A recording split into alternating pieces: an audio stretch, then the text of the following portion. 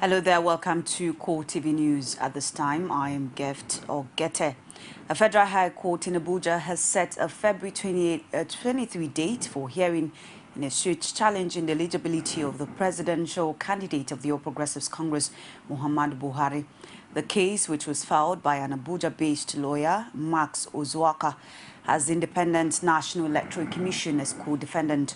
When the matter came up for mention on Monday, Lord Counsel to the APC candidate, Wole Olanipekun, informed presiding judge Adeniyi Ademola of his intention to file a preliminary objection to the suit.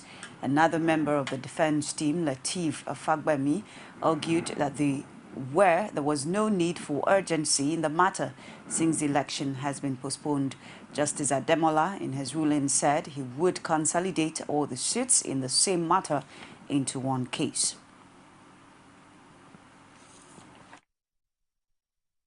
The court has adjourned in anticipation of the processes that we want to file on behalf of the defendant, the first defendant, challenging the entire processes filed. That's just a summary of it. They are legal processes, and this is entitled to file the processes challenging the entire action, the orders made by the court for substitute service, and even the service they have purportedly done through the pages of newspapers. By the grace of God, we'll be here on the 23rd of February. So all counsel were in court, and we informed the court that certain processes were being filed, and that in any event we had come to appear on protest against the suit. Some other people came to say they wanted to join, but you know, in law, the one that you deal with first is the one challenging the jurisdiction of the court. It is after that issues can probably arise as to whether any other person can join.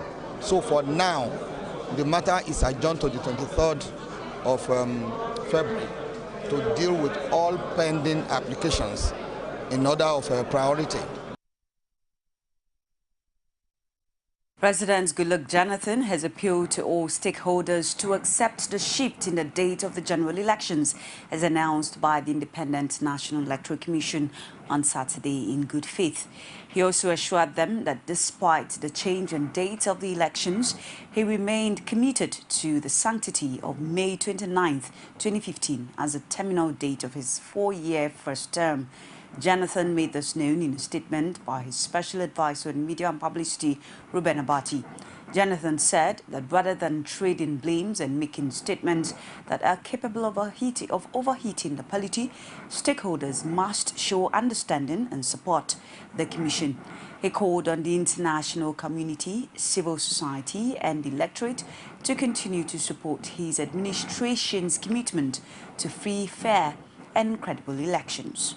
Justifying the postponement, Jonathan said INEC has a responsibility to conduct credible elections in which every Nigerian of voting age is given the opportunity to exercise their civic rights without any form of hindrance. The People's Democratic Party presidential has hailed INEC's decision to postpone the elections. The party's campaign organization said in a statement issued in Abuja that it was in national interest. Although INEC cited security reasons, spokesman for the campaign team, Femi Fani-Kayode, said it showed that the commission was not fully prepared. PDP claimed that as at February 7, only about 34% of eligible voters had collected their permanent voter cards and accused the All Progressives Congress of being insensitive to their plight. It also said the opposition party was bent on putting the country on the path of chaos by insisting on elections on February 14th. Nigeria's main opposition party, the All Progressives Congress, APC, wants its supporters to remain calm and not take laws into their hands as a result of the shift in the date of the election. It also urged party faithfuls to continue to show trust in the system in spite of their disappointment and frustration at the decision to postpone the elections. APC presidential candidate Muhammadu Buhari made this appeal at a news conference after several hours of consultation with party leaders in Abuja. We must remain resolute and rise above all provocations. We must continue to trust in the entire democratic process and in INEC, which has been brought under so much pressure in the last few days. Our trust can only serve to encourage the electoral body to remain steadfast and remain committed to the rule of law. I wish to state strongly that our party will not tolerate any further interference in the electoral process. The rescheduled elections of 28th March and April 11th, 2015 must be sacrosanct. Deputy Senate President Ike Ekweremadu has appealed to all Nigerians to take the shift in the dates of the forthcoming general elections in good faith. This, he says, is because the postponement was meant to ensure that the elections were not only peaceful, free and fair, but also judged so by Nigerians and the international community. Senator Ekweremadu spoke during a civic reception organized in honor by the Ngwo community in Enugu State. He argued that Nigeria's preeminent position in Africa and the world makes it necessary for it to conform to international best practices in the conduct of elections. The Deputy President of the Senate also appealed to Nigerians to work with the Independent National Electoral Commission, the political parties and the government to make the elections the best in the nation's history. He urged them to use the opportunity to collect their permanent voter card and also to comport themselves throughout the electoral process. A coalition of civil groups has called for the resignation of the service chief for their failure to guarantee adequate security for the elections earlier scheduled for February. Coordinator of the Transition Monitoring Group, Ibrahim Zikirulahi, made the coalition's position known at the press conference in Abuja. The rights activist noted that by claiming that they cannot guarantee security, the security agencies have succeeded in arm-twisting the Independent National Electoral Commission to shift the elections in order to satisfy the ruling People's Democratic Party. TMG argued that the electoral umpire has no strong case to postpone the election on the strength of an insurgency that has ravaged the Northeast for 6 years. Lagos State Governor Babatunde Fashola says the inability of the federal government to guarantee adequate security for February polls is enough excuse for Nigerians to vote against the People's Democratic Party during the rescheduled election. Fashola stated this while addressing members of the Arewa community in Lagos. Abiola Oluwole, who was at the Onikon Stadium venue of the event, filed in this report presented from our studios. If the security of personnel, voters, election observers and election materials cannot be guaranteed, the life of innocent young men and women as well as prospects for free, fair, credible and peaceful elections would be greatly jeopardized. The announcement of shifting the dates of the 2015 general elections by the chairman of the Independent Electoral Commission, Tahiru Jega, citing security challenges, has now reduced political activities in Lagos.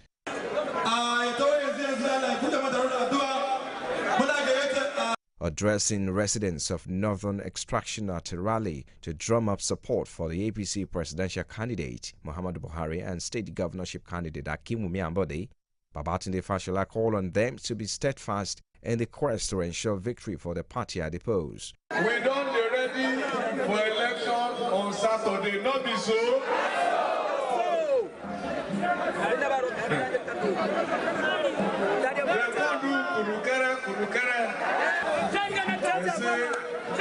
They don't feel secure. And because of that, the guy say, it no be security now, in the election. Bring security, make we go do election. They remove security. Not be so. Now, our presidential candidate, you now know say don't sign peace accord, say no violence. Not be so.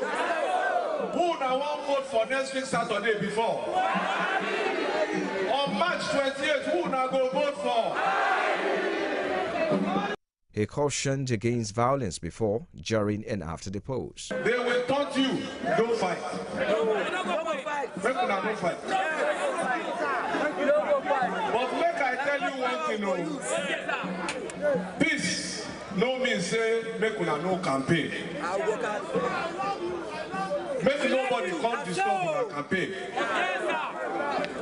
Peace no mean say if they slap you, make you turn the other cheek.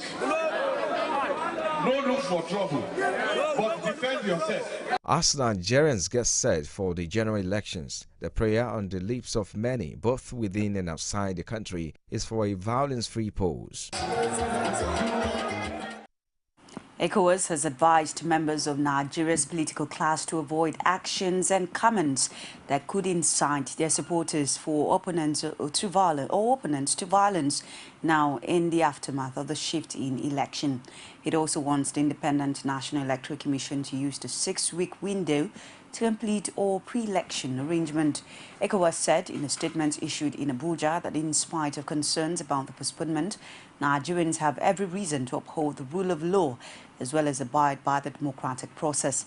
In addition, the regional body called on the security forces to remain dedicated towards restoring normalcy in northeast Nigeria. The police authorities in Kano have warned politicians and their supporters of their intention to clamp down on political violence and inflammatory speeches before and after the forthcoming elections. The police also ensured that the leadership of the major political parties signed a non-violence agreement. Outgoing Commissioner of Police, Mr. Adenrele Shinaba, who was recently promoted to the rank of AIG, said the agreement was necessary to avoid clashes between rival political parties. We will want peace to reign in Kano. We are prepared to have sleepless nights to make sure that the people of Kano live in peace, do their business without fear of any rancor. The AIG in charge of Zone 1, Tambari Mohammed, on his part said election is not a religious war and he doesn't see the need for war chants. He insists that his men would do all they can to enforce law and order in the state. We all are living witnesses to the fact that some weeks ago, the President Commander-in-Chief of the Armed Forces and also the presidential candidate of the PDP, and General Muhammad Buhari, the presidential candidate of the APC, and indeed other presidential candidates, signed the peace accord in Abuja, signifying the fact that they are prepared and willing to ensure that there is no violence. You're watching CoreTV News on the hour. We'll take this break. Stay with us. Every day, every hour, and every minute, news break in Nigeria. Things happen so fast, it's most times difficult to track and comprehend them. But that's what we do right here on Digit 360. 2015, would you want to come back again? It's like asking Jesus Christ if he knew he was going to die, will you want to come back as the savior of the world again? We do not just help you track the stories, we break them down, explore all the angles, analyze the issues so that you can fully comprehend the stories and use them to make the right decisions.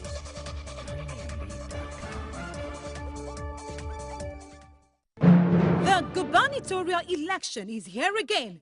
The Nigerian Institute of Public Relations, NIPR, Lagos State Chapter presents Lagos Decides 2015. This is a platform designed to give equal opportunity to all the candidates vying for the post of governor in Lagos State.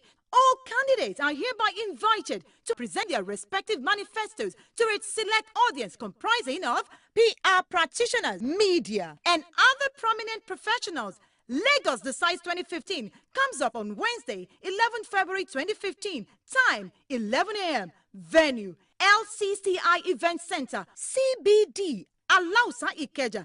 Admission is strictly by invitation.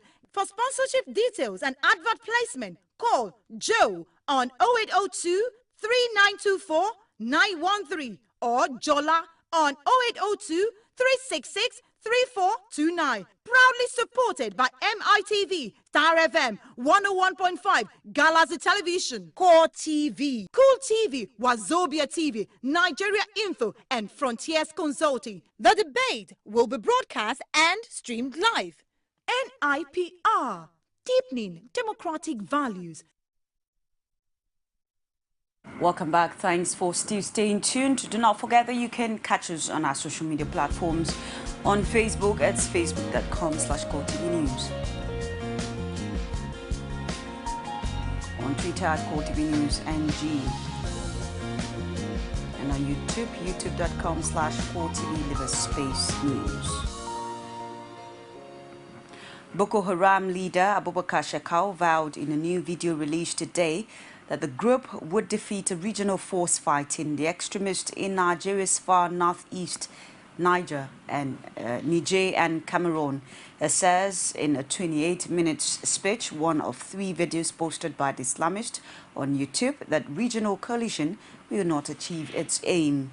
Troops from Nigeria have been backed by soldiers from Chad, Cameroon and Niger in recent weeks because of increased concerns about Boko Haram's threat to regional security.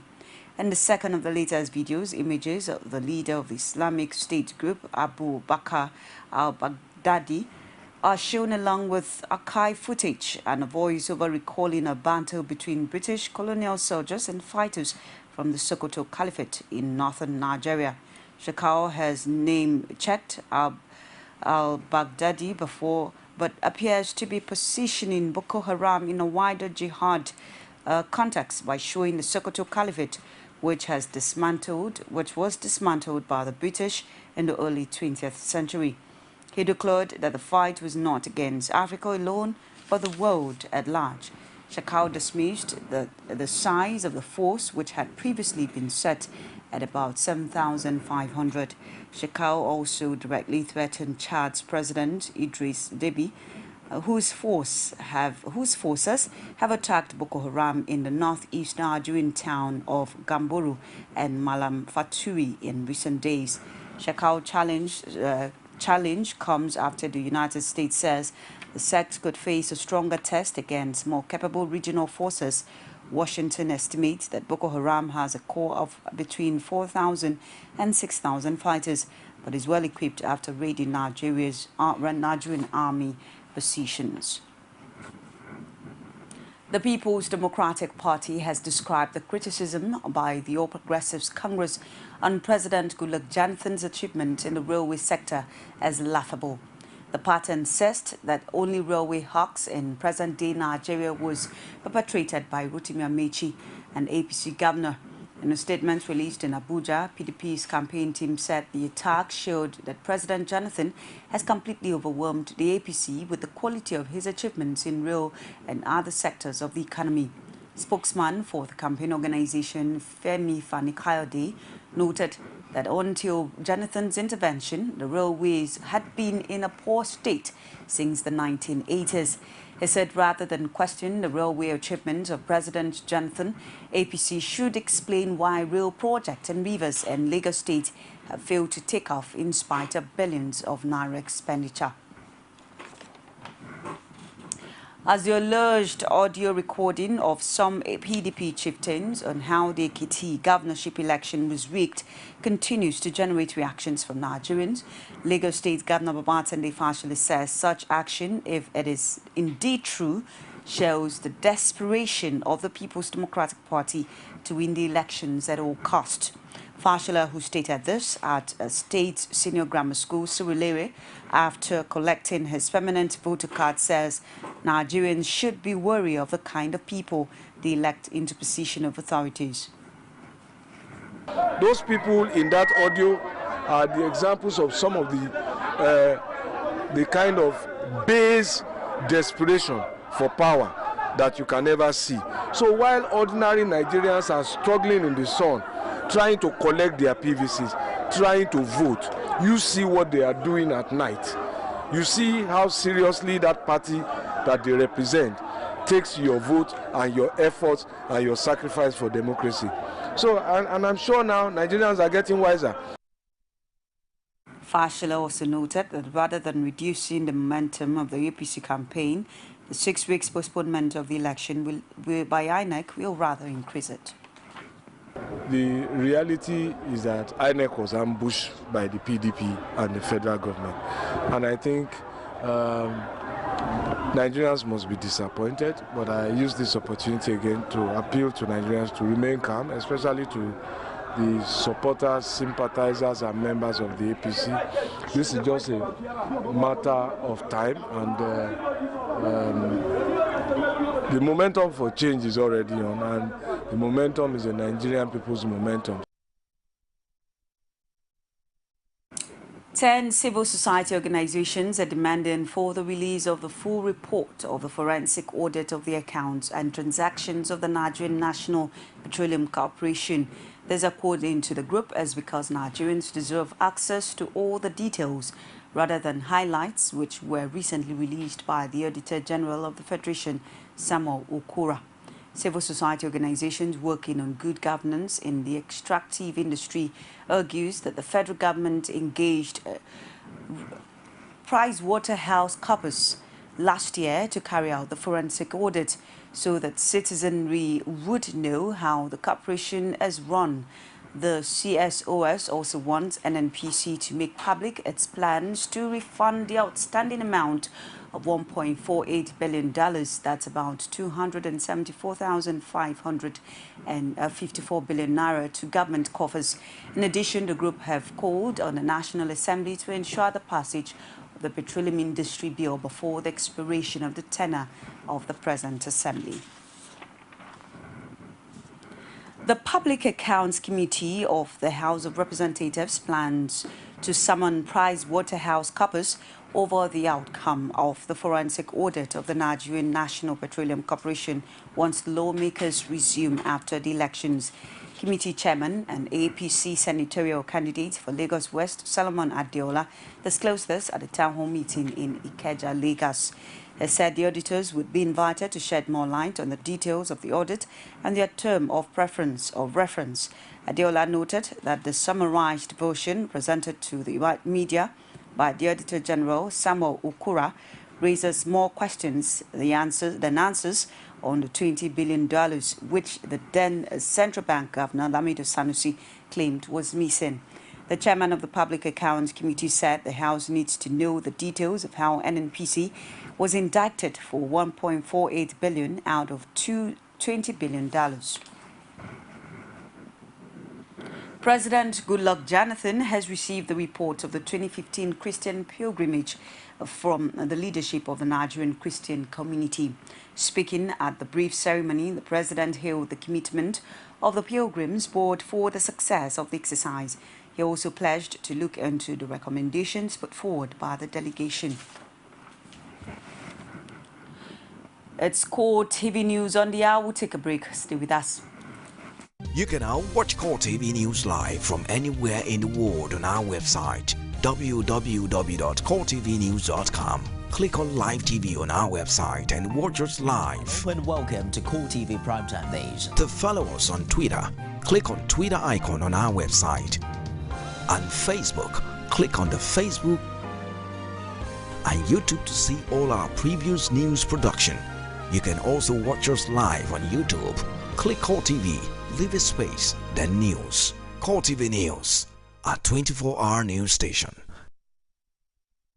Welcome back. Now outside Nigeria, UN Secretary General Ban Ki-moon has called for the restoration to power in Yemen of Western-backed President Abdrabbuh Hadi after Houthi militia seized power. The Houthi militia on Friday created a presidential council in a move they said was designed to fill a power vacuum and head off the threat from Al-Qaeda, which has a strong presence in East and South Yemen. The Six-Nation Gulf Cooperation Council, led by Sunni-dominated Saudi Arabia, on Saturday described the Houthi action as a coup. The militia overran Sana'a in September, then seized the presidential palace and key government buildings last month, prompting Hadi and Prime Minister Khalid Baha to resign. Yemen has been driven by instability since the Arab Spring-inspired uprising that forced strongman Ali Abdullah Saleh from power in 2012. The situation is very, very seriously deteriorating, with the Houthis taking power and making this government vacuum in power. There must be a restoration of legitimacy of President Hadi's. I'm concerned that all these Houthis and all the former President Saleh have been undermining the transition process. That's our news for this hour. Thank you for watching. Join us again. I'm Gift Ogete.